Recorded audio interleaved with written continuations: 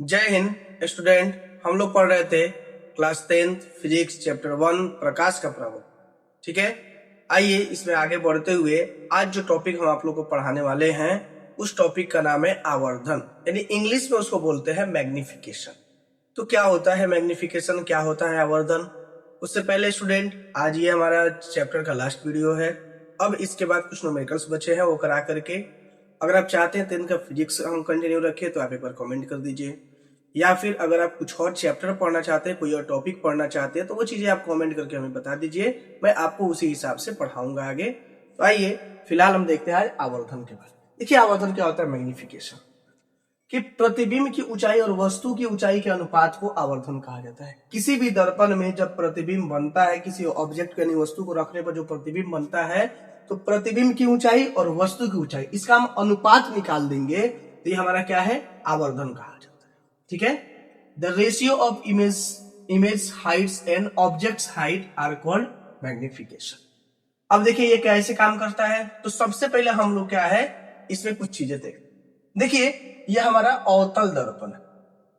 ठीक है, और अवतल दर्पण में हमने क्या किया है, एक वस्तु रखा है फोकस और सेंटर के बीच में, और फोकस और सेंटर के बीच में रखने पर वस्तु का प्रतिबिंब जो है सेंटर और अनंत के बीच में। ये आप पढ़े हुए हैं, ये बात आपको अच्छे से पता है।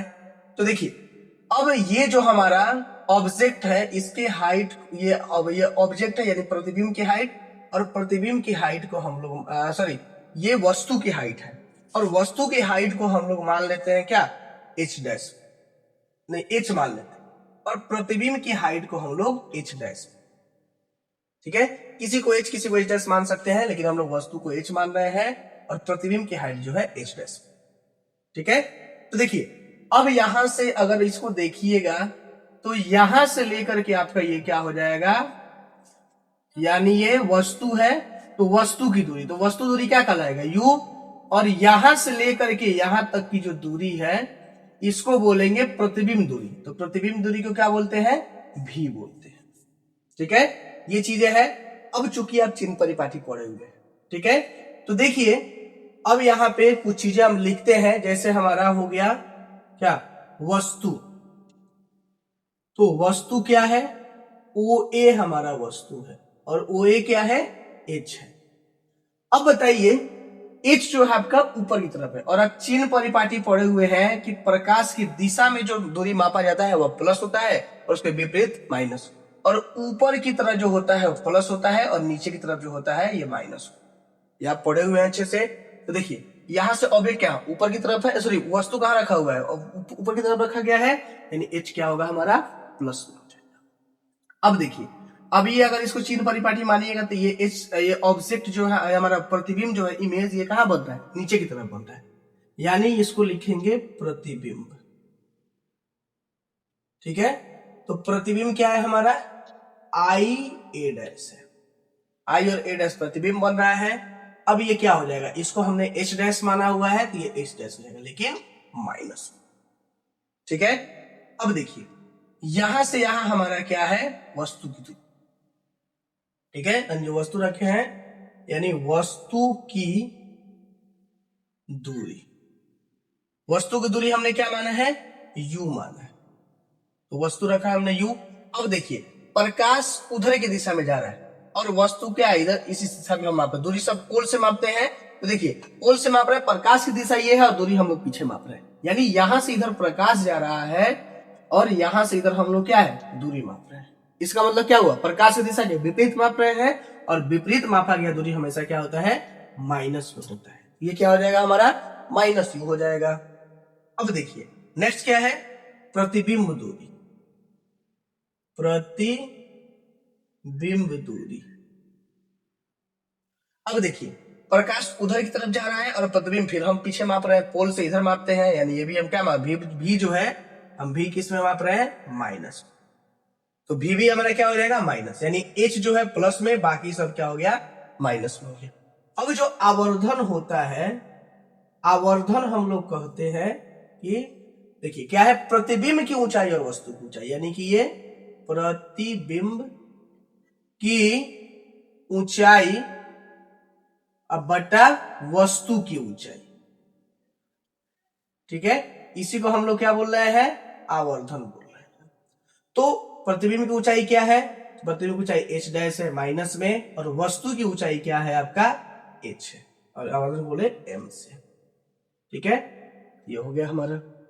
अब देखिए, अब इसी के अगर हम कंपेरिजन कराते हैं इसके साथ वस्तु की दूरी और प्रतिबिंब की दूरी से, यानी ये माइनस h डैश अब बटा h को हम लिख सकते हैं माइनस v अब बटा का माइनस v।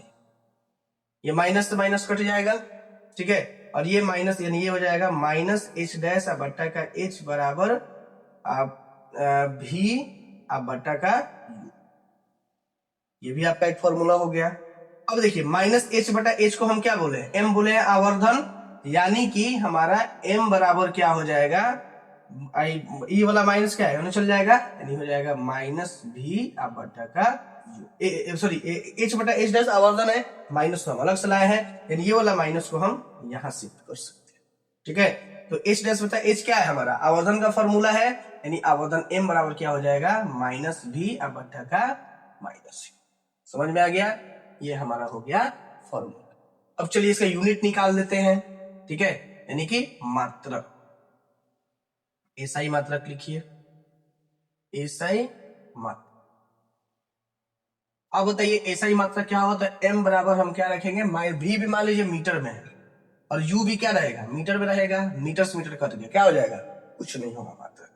यानी कहने का मतलब क्या है, ये मात्रकहीन होगा। क्या हो जाएगा, मात्रकहीन होगा। ठीक है, तो यहां पे आपका एगो फॉर्मूला और यहां पे आपका दूसरा, दोनों के एकदम बहुत ध्यान में रखिएगा। अभी जब आप न्यूमेरिकल प्रैक्टिस करने के लिए आएंगे ये चीजें आपको बहुत ज्यादा जरूरी पड़ेगी। ठीक है, तो फिलहाल इसको नोट कर लीजिए।